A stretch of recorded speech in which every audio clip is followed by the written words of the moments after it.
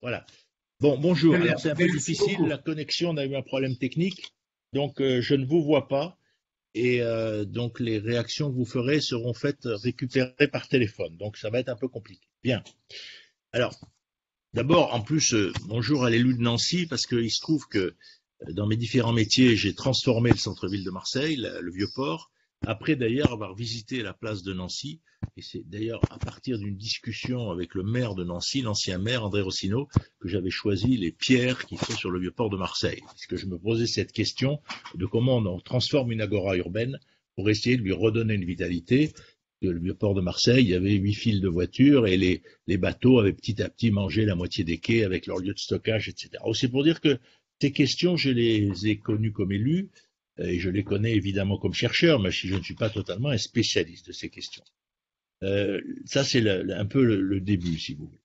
Ce que je voudrais dire après, c'est que il faut faire attention parce que nos usages de la ville ont changé très fort par grands cycles depuis la guerre. On va dire, vous voyez, il y a toute la période du développement des télévisions où on est beaucoup moins sorti dans l'espace public et à un moment, il y avait presque plus personne.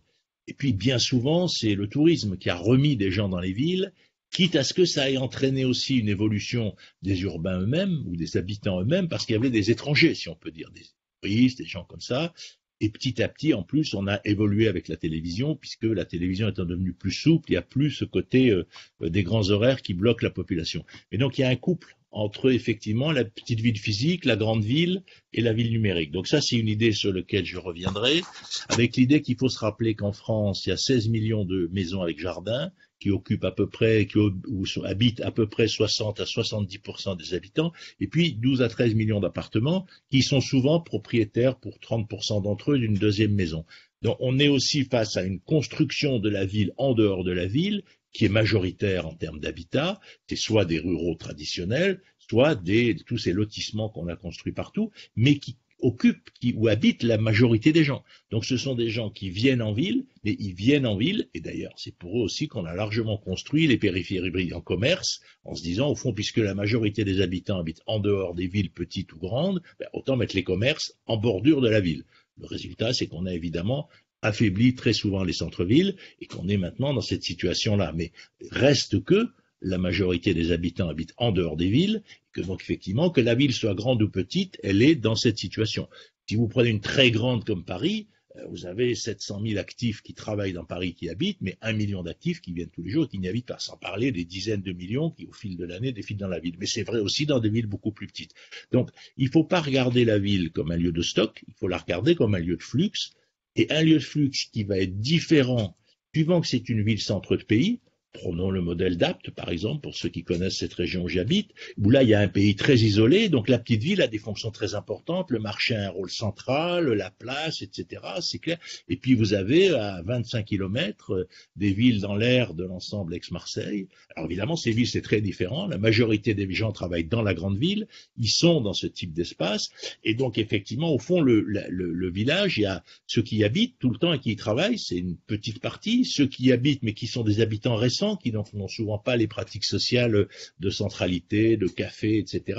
Et puis ceux qui effectivement restent, on l'utilise comme espace de vie quotidienne quand ils ne travaillent pas, mais qui sont intégrés dans ce type de réseaux sociaux. Donc on est là face à des situations évidemment extrêmement différentes. C'est pour ça que je serais très prudent en disant la première question, c'est pour comprendre le rôle d'une place dans une ville, j'ai presque tendance à dire, c'est de se demander où est cette ville et dans quel type de réseau elle est. Est-ce qu'elle est effectivement une ville dortoir d'une immense métropole? Est-ce qu'elle est un cœur de pays? Et est-ce qu'elle est aussi une ville en deuil d'un passé brillant? Il est vrai aussi qu'on a pas mal de petites villes qui étaient des petites villes industrielles, prenons Béthune par exemple, puisqu'en ce moment on en parle beaucoup. Clair que quand vous fermez une entreprise, deux entreprises, à un moment Béthune, c'est une ville dans le deuil, donc forcément ses fonctions de centralité, son activité, etc., va en être affectée. Donc il y a toutes ces différences sur lesquelles je voudrais insister, parce qu'elles me semblent extrêmement importantes, même si je trouve que la politique actuelle des petites villes est extrêmement intéressante, hein, mais à travers l'ensemble de ces différences. Alors la deuxième chose, c'est que je voudrais faire une réflexion rapide sur, si vous voulez, la façon dont on occupe aujourd'hui le territoire. Parce que depuis la révolution numérique, on va dire que la révolution numérique a commencé en 2006 avec l'introduction de Twitter. Avant, il y avait déjà des ordinateurs, mais Twitter et Facebook nous ont tous donné un sentiment d'être sur la toile. Et puis très vite, on s'est rendu compte que en fait, la toile croisait le territoire physique. Il ne suffit pas d'être sur la toile. Quand vous êtes dans une très grande métropole, la toile se croise avec la densité urbaine déjà là, la densité en termes d'entreprise, de culture, d'éducation, de marché du travail, etc. Et donc la toile accélère la rotation et la vitalité de la ville. Là où effectivement on est isolé de la ville, on est loin, la toile permet des contacts, mais ces contacts, pour se concrétiser, ils mettent du temps, donc ils sont moins productifs. Le résultat, c'est qu'au fond, ce qui se passe depuis maintenant 15 ans, c'est que en France, 8 métropoles créent 61% du PIB. Et que donc, on a des territoires qui sont dans le cœur de ce maelstrom de création d'innovation, on a des territoires qui sont à la périphérie, et puis on a des territoires d'abord ruraux, qui sont 52% du sol, qui sont très importants, même s'il y a une crise violente entre le monde agricole et le monde urbain.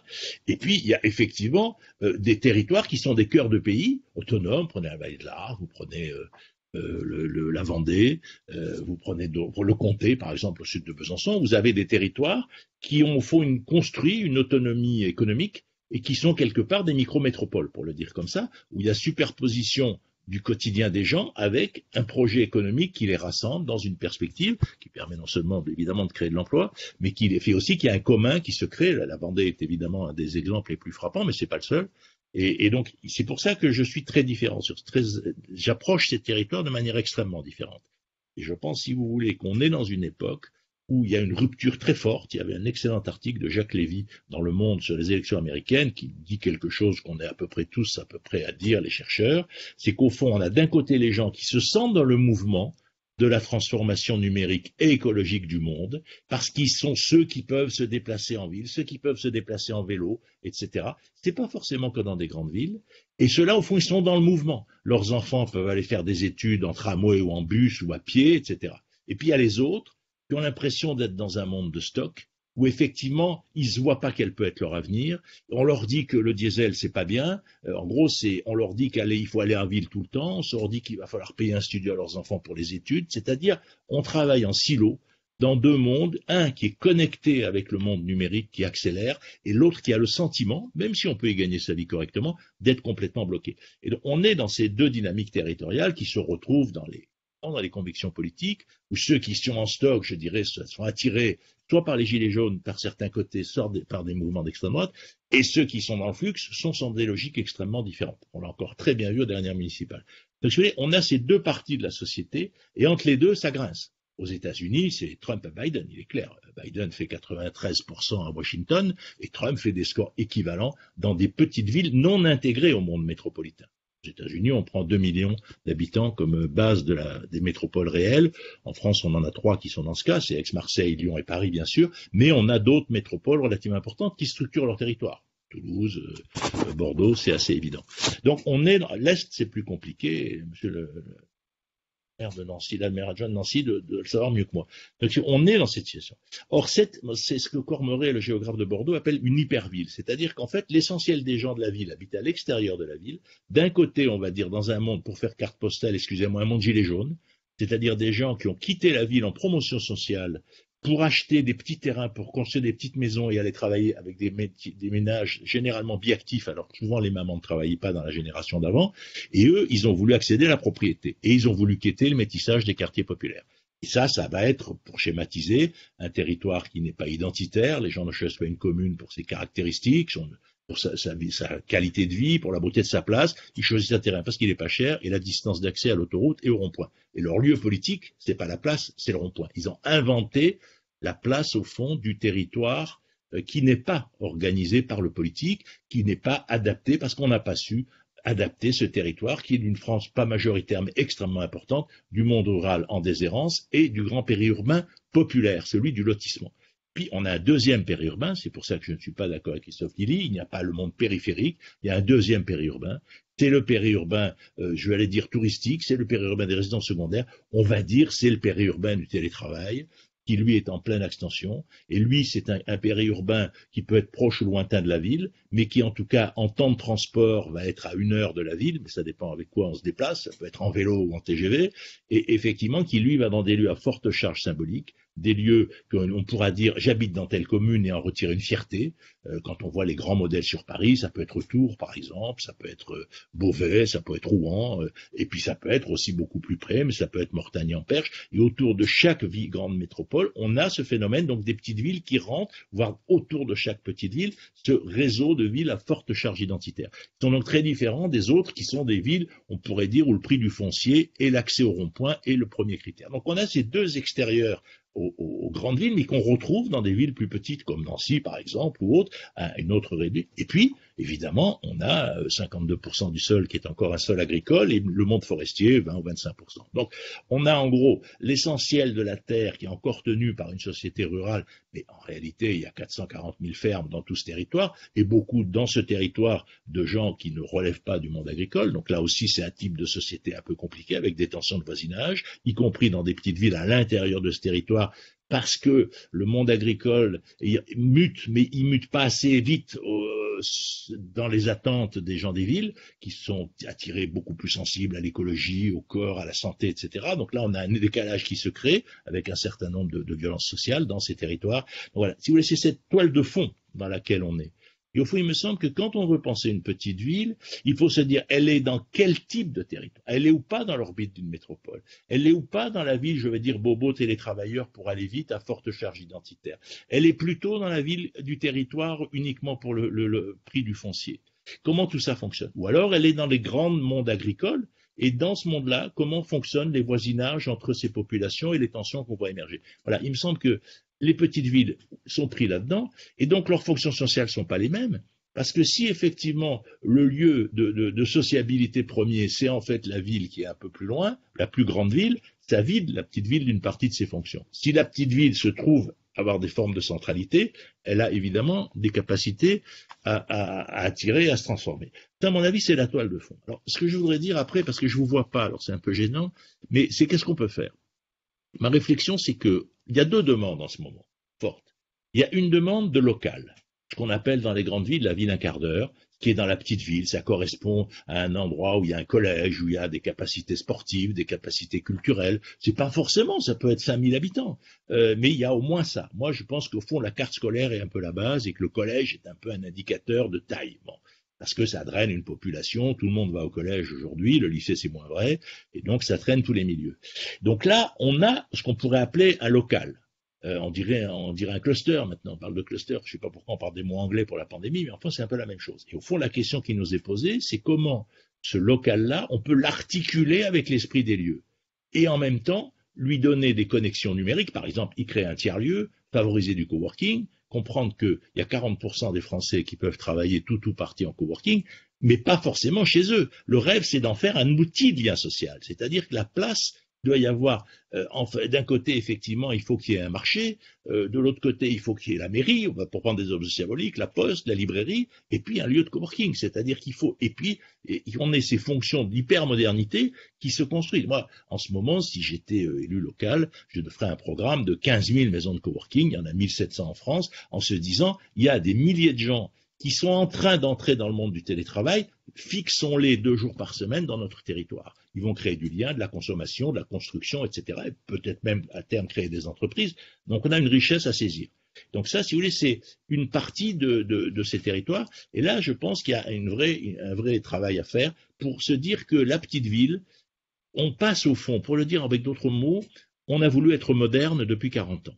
La modernité, on avait peur de ne pas être dans le coup quand on était dans les petites villes. Donc il fallait que ça soit moderne. Et la France est un pays jacobin, on a construit 63 000 ronds-points. Et alors que les Allemands en ont fait 5 000 et les Américains 10 000. Donc on a voulu donner par la mobilité l'idée de la modernité. On a mis partout des ronds-points, des voies rapides, après on a dû mettre des ralentisseurs pour qu'il y ait moins d'accidents. Et les Anglais n'ont pas fait ça. Ils n'ont pas élargi les routes, donc il y a moins d'accidents que chez nous parce qu'on ne peut pas aller vite. Nous, on a élargi, mis des ronds-points et ensuite on ralentit, sinon les gens se rentrent dedans. Mais on a voulu faire cette modernité. On a d'ailleurs détruit énormément de paysages. Beaucoup de petites villes se trouvent avec 3-4 ronds-points qui sont bien plus gros quasiment que la ville, donc ça crée des effets de taille totalement problématiques. Je pense qu'il va falloir détruire au moins 25 000 ronds-points, qui ont coûté entre 500 000 et 2 millions d'euros. Et donc ça, il faut le dire, c'est parce que ça a détruit des territoires. Et du coup, cette chaîne de ronds-points autour des petites villes, on y a mis les magasins, les supermarchés, etc., qui a continué à vider le centre de la ville. Bon. Donc on est dans ce modèle à plein d'endroits. Donc il va falloir faire le deuil de cette modernité à plein d'endroits, alors que ça a été ce qui portait les collectivités locales ou les élus vers la main. Donc on revient à autre chose qui n'est pas un retour au passé, qui est l'idée qu'on cherche de l'identité. Alors on peut la trouver à différents endroits. On peut la retrouver dans le patrimoine national, on peut la retrouver dans le patrimoine religieux, ethnique, sportif, etc. Et on peut aussi trouver dans l'esprit des lieux, qui est une façon de vivre ensemble, d'avoir un commun. Le commun, c'est le territoire, son architecture, la mémoire de ceux qui l'ont construit, mais inclus dans une profonde modernité. Et qui est pensé dans une société où la gestion publique, à mon avis, doit devenir horizontale, c'est-à-dire qu'on ne peut pas aménager une petite ville sans se demander où les enfants font leurs études. Est-ce que dans la petite ville, on a combien de jeunes de la petite ville ou qui sont effectivement étudiants dans la grande ville à côté? Est-ce que la petite ville a acheté une cité universitaire pour ses enfants? Pour prendre que cet exemple. Est-ce que la petite ville, je prends l'exemple qui était à Draguignan, qui m'intéressait, ils avaient imposé dans les transports scolaires que, effectivement, un soir par semaine, les bus et les chauffeurs doivent amener les jeunes vers des lieux ou vers des théâtres, ou vers des matchs, mais pas des matchs locaux dans la petite commune, vers les grands matchs du coin, de Nantes, de première division, on va dire, si vous voulez. Et donc, l'idée, c'était, on organise la mobilité. Donc, la petite ville, elle a une fonction de se rencontrer autour d'une place, j'allais dire, numérisée, pour faire image, c'est-à-dire hyper technologique, et aussi, évidemment, qui est un témoignage de transmission culturelle, qui nous rassemble, et qui rassemble les gens d'où ils viennent. On leur demande pas où ils sont nés, on leur demande où ils habitent. Et ceux où on ne peut pas leur demander où ils habitent, on leur demande où ils sont nés, ce qui nous amène à quelques catastrophes en termes de relations sociales.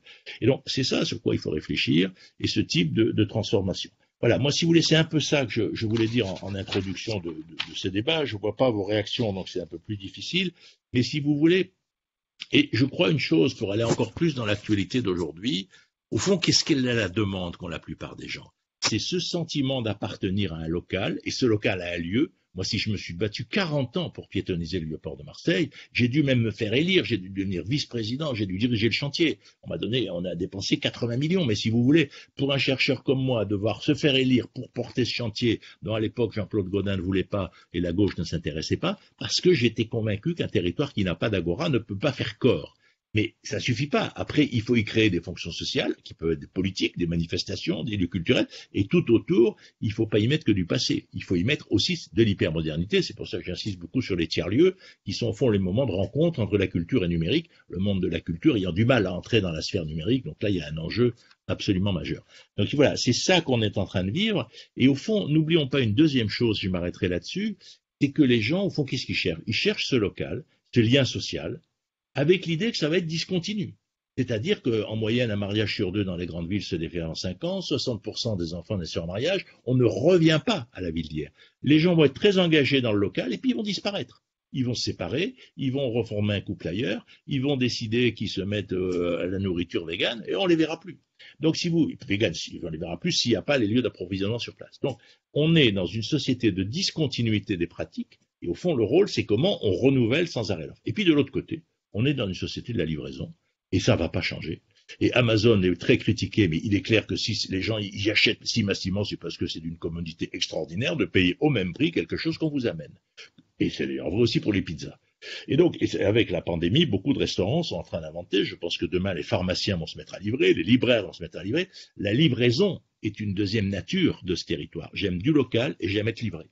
Et comment on repense la ville, y compris pour ça? Parce que livrer, ça veut dire des camionnettes, et des camionnettes, ça veut dire une régulation de l'énorme machine de livraison qui, sinon, submerge la ville d'outils de transport. Et comment on se pose ces deux questions en même temps, c'est-à-dire construire du local et pas se tromper sur l'endroit où on est.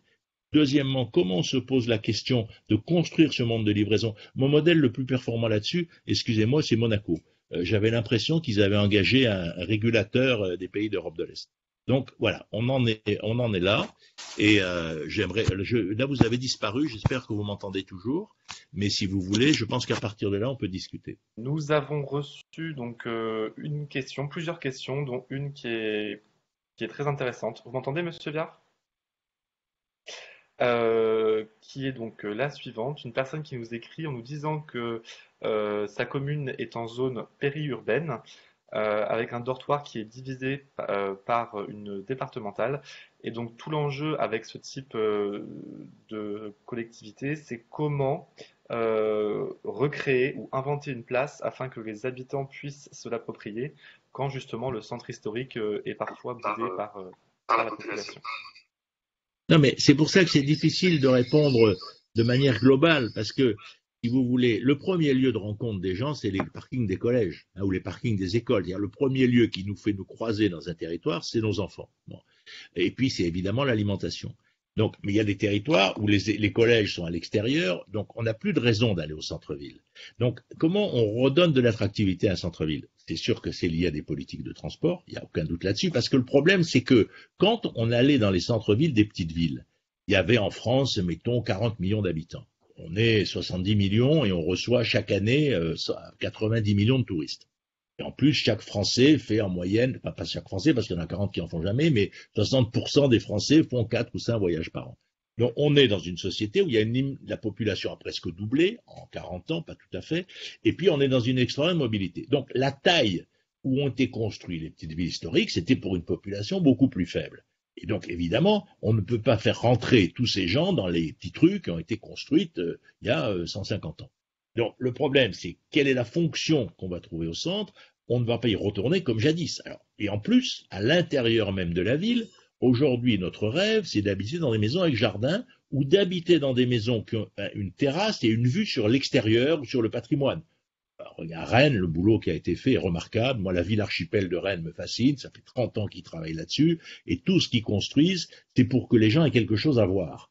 Soit voir la ville historique, soit voir effectivement des fermes, donc c'est pour ça qu'ils appellent ça la ville archipel, ils ont gardé des terres agricoles, etc., de façon à ce que les immeubles ne se regardent pas les uns les autres, qu'on ait à voir ou de la nature ou du patrimoine, ou de la rivière, en fait, je mets dans la nature évidemment. La nature, ça peut être les fermes, ça peut être de l'industrie. Et donc il y a une réflexion là-dessus. Et du coup, à partir de là, le problème qu'ils ont, c'est quoi? C'est que qui habite le centre-ville? Qui habite le centre-ville, c'est ceux qui acceptent d'avoir des logements sans parking et sans beaucoup de soleil. Et donc on va se retrouver, même malgré les travaux qu'ils ont fait de restauration, avec beaucoup d'étudiants qui habitent en colocation, ce qu'on appelle la rue de la soif, mais on l'appelle bien comme ça, pas pour rien, parce que tous ces étudiants sont très actifs le soir, et puis évidemment des populations pauvres qui habitent là parce qu'elles ne peuvent pas se payer un endroit où il y a un jardin ou une terrasse. Et donc, vous voyez, c'est très intéressant comme évolution urbaine, parce que il faut partir des modes de vie.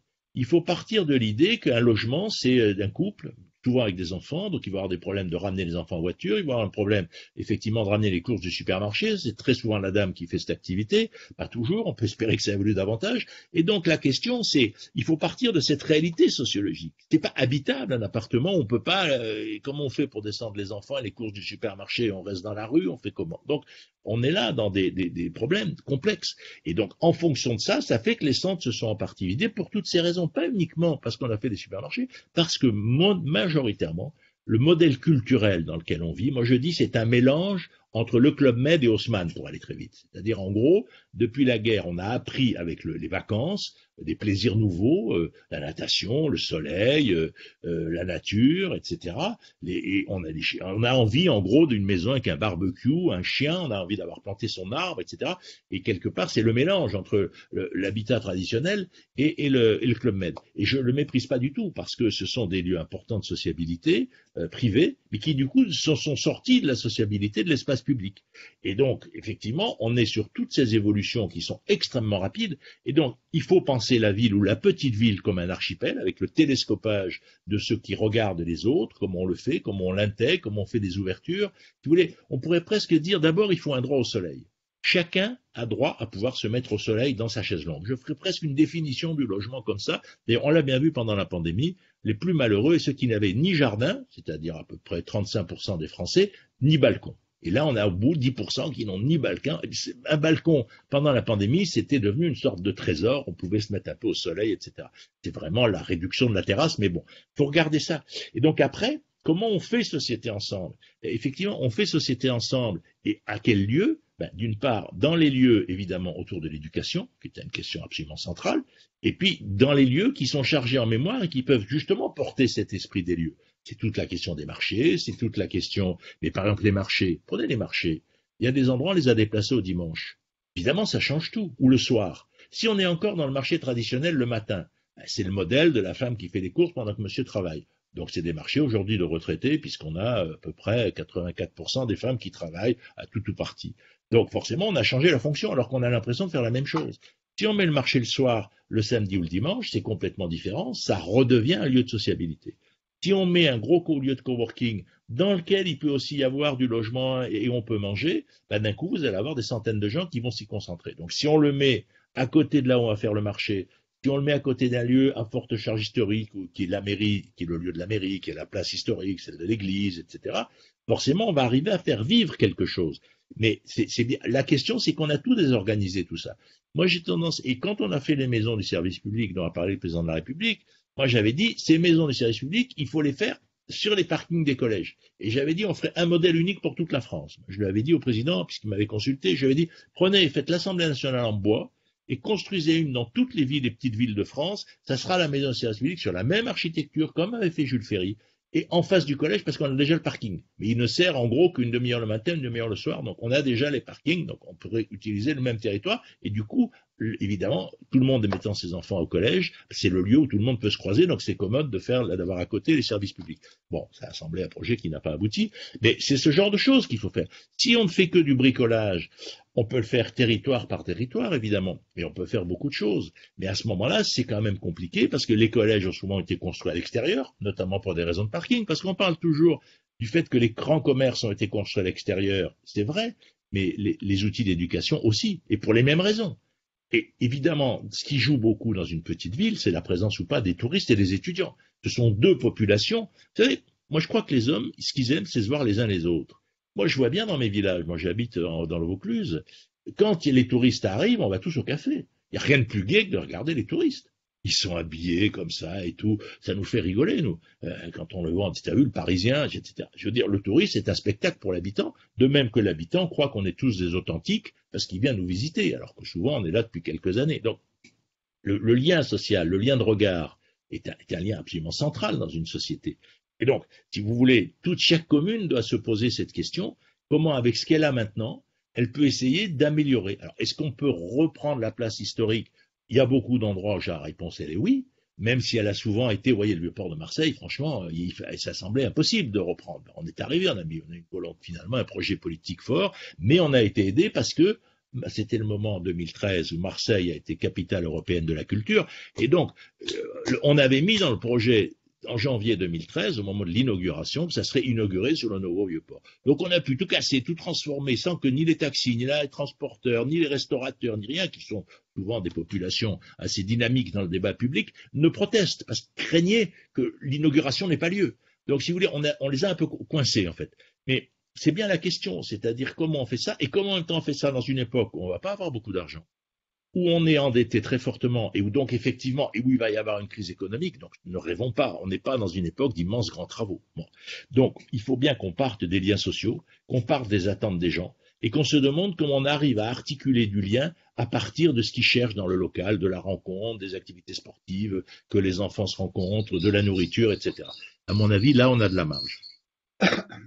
Merci beaucoup, Monsieur Viard, pour votre réponse. Une dernière question peut-être maintenant. Vous m'entendez toujours bien? Oui. On l'a à l'écran, Monsieur Viard? Non. Alors, nous menons voilà, avec l'Institut CSA et Claire Chanel tous les ans un baromètre qui permet un peu de sonder les consommateurs de centre-ville. Il va sortir officiellement donc lundi au ministère. Et d'ores et déjà, on a un chiffre, nous, qui nous a beaucoup marqué. 70% des Français souhaitent ou ont envie de déménager dans des villes moyennes ou des petites villes. Vous, avec votre perspective de chercheur, de sociologue, qu'est-ce que cela peut traduire?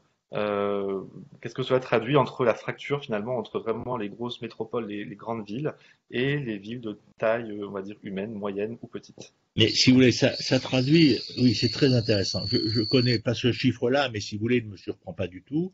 Rappelez-vous que Paris a perdu 59 000 habitants en 10 ans, alors que cette ville se peuplait. Donc, si vous voulez, et encore, 55% des Parisiens vivent tout seuls. Donc, si vous voulez, on est dans une ville très particulière, mais New York, c'est encore pire. Donc, si vous voulez, ces très grandes villes, qu'est-ce qui se passe? Elles sont le cœur de la richesse. L'Île-de-France, c'est 32% du PIB national. Je prends l'Île-de-France, mais je pourrais faire dans toutes les autres métropoles. Mais au fond, ces villes sont le cœur de la création de richesse. Et ça va durer, parce que c'est le moment où on a une connexion entre la connexion Internet, les entrepreneurs, les universités, les chercheurs, et on peut se rencontrer vite. En gros, en 1 heure, on se voit partout. Bon. Donc là, on a une puissance numérique phénoménale. Mais en même temps, on n'a pas envie d'habiter là. Pourquoi? Parce que cette puissance numérique a attiré plein d'emplois dans la ville, ça fait monter le foncier. Donc on a d'abord exclu les usines et les ouvriers, 70% des ouvriers à la campagne. Les usines sont massivement parties à la campagne, soit dans des vallées industrielles, soit isolées dans une petite ville, où d'un coup vous avez une grosse entreprise qui n'existait pas avant, ou très peu. Et donc les ouvriers ont quitté, on fond la campagne, la vraie campagne, je dirais, c'est un monde de paysans et d'ouvriers. Bon. Et après, vous avez effectivement donc ce processus de transformation des métropoles qui est notre chance. Et si vous voulez, avec la nouvelle, je pense, révolution technique qui est devant nous, entraînée par la pandémie, parce qu'on accélère la numérisation et on va accélérer l'usine autonome, donc l'usine qui effectivement est moins polluante, donc qui peut revenir quelque part dans l'espace de la ville, on est là face à un phénomène. Mais qu'est-ce qu'ils veulent les gens? Ils ne veulent pas habiter là. Et la question, ils veulent habiter où? Ils veulent habiter là, ils ont un jardin, là, ils peuvent avoir un chien. Là où effectivement, si on est aussi un peu moins gentil, on peut dire là où il n'y a pas d'immigrés, c'est aussi un des critères pour quitter la grande ville. Et donc il y a à la fois ceux avec qui on ne veut pas vivre et le mode de vie dont on rêve, qui est un mode de vie de bourg, de petite ville, d'allées de platane, de places avec des commerces et des bars. Et profitons-en, on en a beaucoup. Bon. Donc, même s'il faut les revalider, c'est un des grands atouts de la France, ce tissu de petites villes et de villes moyennes. Mais nous ne nous trompons pas. C'est un pied là et l'autre pied dans la métropole. Le cœur de la société de demain, pour moi, c'est la birésidence. Alors avant, c'était résidence en ville, résidence secondaire ailleurs. Maintenant, je pense que ça va être l'entreprise en métropole et le coworking comme deuxième entreprise dans la petite ville et dans le village. Et cette logique d'avoir un projet de vie, vous savez, les gens qui habitent loin des métropoles ont plus de mètres carrés, ils ont plus de jardins, il y a moins d'enfants dans les classes. Donc, même s'il y a des endroits très en crise dans ce territoire non métropolitain et souvent d'une pauvreté terrifiante, dans les anciennes régions industrielles. C'est pour ça que je vous ai parlé du territoire du deuil. Les communes en deuil, excusez-moi de le dire, il faudra 3 générations pour les remettre en route. C'est terrible à dire, mais il y a des endroits où le poids du deuil, le poids des anciennes cultures ouvrières, le poids des anciennes solidarités est tellement, il y a une tristesse tellement accumulée que ça va prendre beaucoup de temps. Il faut se battre, il faut le faire, je veux dire. Mais je ne donnerai pas de nom, je veux dénoncer personne. Mais il y a des endroits, je pense qu'il faudra 2 ou 3 générations. Et donc, il y a tout ça. Donc, la vie, le désir de vie, c'est à côté de la ville. Le désir de produire, c'est dans la ville. C'est ça qu'il faut avoir comme modèle. Et c'est pour ça que je dis chaque territoire, regardez bien où vous êtes et réfléchissez aux connexions entre ces deux mondes. C'est pour ça que je dis la connexion, ça peut être des cités U construites par la petite ville ou le département rural. Moi, je ne comprends pas qu'il n'y ait pas des cités universitaires, par exemple des Alpes de Haute-Provence à Marseille ou à Lyon. Je ne comprends pas que les départements et les petites villes ne construisent massivement des cités universitaires pour leurs jeunes. C'est le premier handicap des jeunes de la campagne ou de la petite ville, c'est que s'ils veulent faire des pied, il va à la fac en tram. Je veux dire, on ne peut pas continuer comme ça. Donc, il faut penser ces mobilités, mais partir de l'idée que dans la période qui est devant nous, le numérique va triompher, et donc on est dans ce couple métropole et petite ville et ville moyenne comme lieu de désir, et de l'autre côté, lieu de production. Et comment on fait les liens entre les deux, comment on les organise, comment quand on est jeune, on va vers la grande ville, c'est le lieu de la rencontre, puisque c'est une ville de célibataires. Je vous ai dit que Paris, la majorité des habitants, pas des habitants, la majorité des logements sont occupés par des personnes seules. Mais évidemment, c'est pas là qu'il y a les familles. Et donc, on voit bien qu'au fil de la vie, on se déplace. Il faut sortir de l'idée qu'on a une population qui est un stock. La moitié des Français ne vivent pas dans leur département de naissance. 10% des Français vont mourir dans la commune où ils sont nés. Donc la population s'est mise en mouvement, mais pas les élus. Les élus continuent à vendre un territoire dont ils connaissent les frontières, les limites. Trouvez-moi les frontières du canton et faites dessiner aux habitants de votre territoire les frontières du canton, vous allez être particulièrement surpris. Alors je ne parle même pas de la communauté de communes. Le problème, il est bien là, c'est-à-dire que les élus, comme ils sont élus d'un territoire, ils en pensent les frontières, alors que les gens, ils vivent sur des flux. Et comment on se met à gérer la population et pas le territoire? Ce basculement-là. Comment on dit, ce jeune, il est là, comment je lui finance la cité universitaire? Et comment les régions vont décider de construire une cité universitaire à Paris en face de la cité internationale? Il y a plein de jeunes provinciaux qui vont passer 1 ou 2 ans à Paris pour finir leurs études. Et c'est parfait. Ça leur ouvre un nouveau monde, ça les télescope, ça leur fait rencontrer des Japonais, des Chinois, des Maliens, etc. Excellente dynamique. Mais pourquoi les régions n'ont pas de cité internationale, une cité régionale à Paris? Il n'y a aucune raison. C'est quoi cette idée que les gens ont des propriétaires de ses habitants qu'on les gère en silo, la commune, le département, la région, l'État? Mais on ne peut pas à la fois construire l'Europe et ne pas comprendre que notre population se déplace. Moi, c'est le cœur de ma réflexion. Merci. Ok, merci beaucoup, Monsieur Viard. Monsieur Edouard, pour votre intervention. Voilà, je vous remercie. Voilà, donc voilà, je pense que vous nous Je vais entendez toujours reprendre. pas, Ouais. mais je vais Je vais donc reprendre. Je vais voilà. reprendre la Merci main pour. Monsieur Edouard pour votre intervention. Voilà, je laisse la parole du coup à Monsieur Boutry. Oui, merci Constant, merci Monsieur Viard. Merci pour cette intervention extrêmement pertinente. Moi, j'avoue que je recommande vos analyses comme ça sur le parallèle entre les mutations de société et les mutations de territoire. Moi, il y a quelques années, j'avais lu votre nouveau portrait de ville que j'avais trouvé extrêmement intéressant. Et je sais que récemment, vous venez d'éditer en fait deux ouvrages, Le Sacre de la Terre, qui est édité en 2020, qui est en fait un plaidoyer pour sanctuariser les terres agricoles, qui est une question centrale aujourd'hui d'aménagement du territoire, et pour la révolution végétale, dites-vous, en ville comme à la campagne. Et puis un autre ouvrage, La Page Blanche, écrit sur les conséquences de la crise sanitaire, justement, sur nos modes de vivre et nos modes d'habiter. Ah voilà, donc ce que je suggère à vous tous.